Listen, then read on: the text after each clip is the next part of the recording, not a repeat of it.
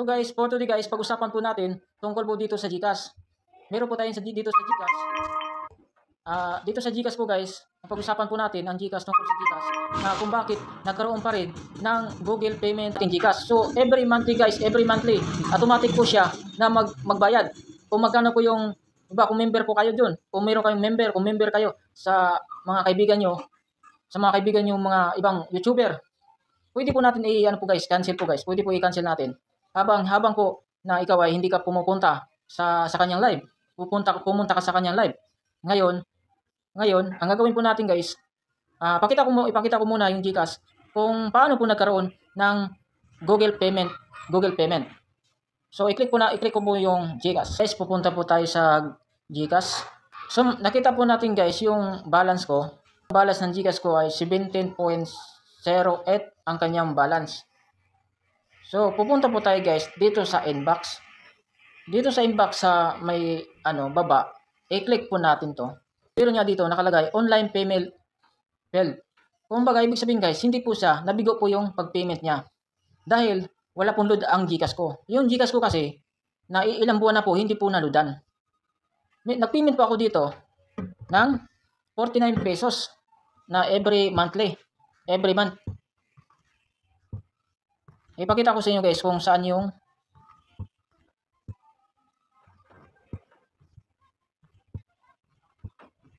ito po guys. So nakita nyo to guys. Ito po yung ito po yung online payment successful. Bagal. Ito po yung binabayaran ko guys. Ito po yung binabayaran ko. Yung July bayaran ko. Online payment successful. Ito po yung binabayaran ko. Yan. Yan. Tapos may 25 din ako dito.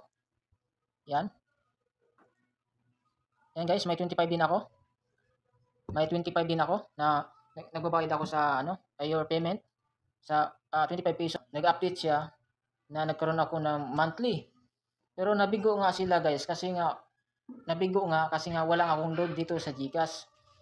Wala akong load dito sa GCash kaya po hindi po nakabayad ng online payment na every month. So pwede mo naman guys na ang gawin mo dito. Pwede naman dito guys, ang gagawin mo dito. Pwede po i-remove 'yon o i-cancel na yung payment mo. I-cancel mo yung payment mo. Pupunta po tayo sa Google Play Store kung saan malalaman natin kung saan po yung nagbabayad. Kung saan po tayo nagbabayad. So malaman natin dito. So i-cancel po natin. Dito na po tayo. Pupunta lang tayo dito sa Play Store o Google Play Store.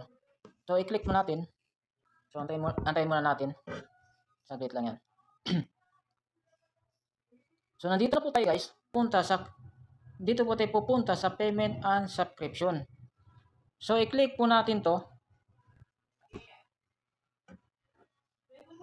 So ngayon, nandito tayo naman ulit. So ito, don't have any active subscription. So expired. Nandito po ang mga pangalan nila. Nandito po yung mga pangalan nila. So kung saan ako nagpa-member.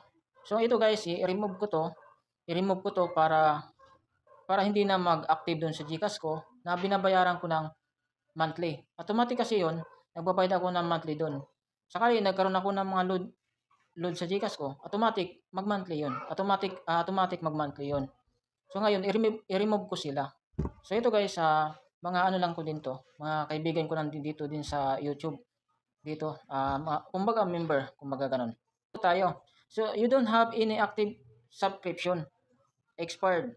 Nakalagay dito. Ito po yung mga pangalan nila. Guys, i-remove nyo muna. Kung hindi ka na ma-active sa kanila na yung mga sa live nila, pwede mo i-remove muna sila. So ito po yung guys na expired October 5, 2023 yung expired pala. Ang problema lang doon, yung GCash ko wala pong load kasi dalawa po yung GCash kong ginagamit. Kaya yung GCash dito, in-update ko lang. Yun, nakita ko doon sa inbox, nagkaroon po ako ng Google Payment.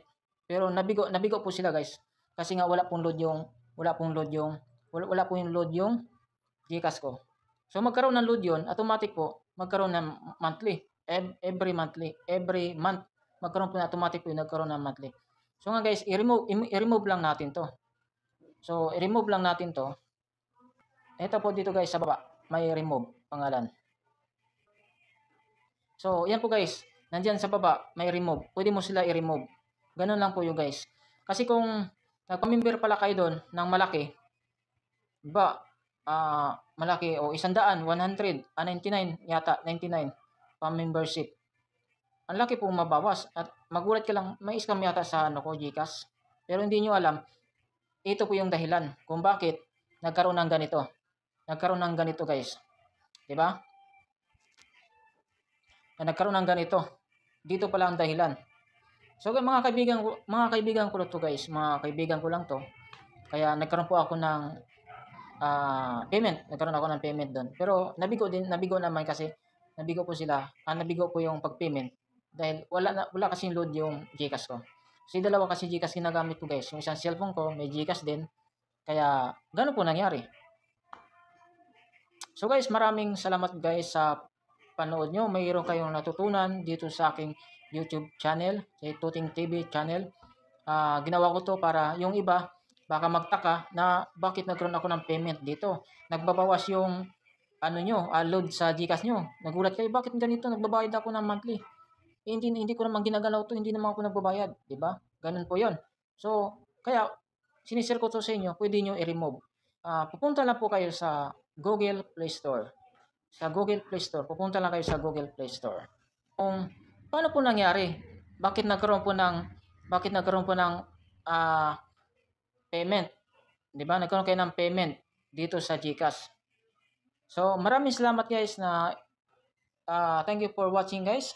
Maraming salamat. Nakatulong din to guys sa hindi pa magtaka kayo kung bakit ganun po yung GCash nyo, bakit nagkaroon ng payment. So guys, maraming salamat. Sayang din yung pera guys na hindi naman kayo active doon, na pumunta doon sa live niya tapos nagpe-payment kayo. So guys, pwede i-stop nyo o i-remove yung payment. I-remove mo muna sila. Okay guys, maraming salamat. Thank you for watching.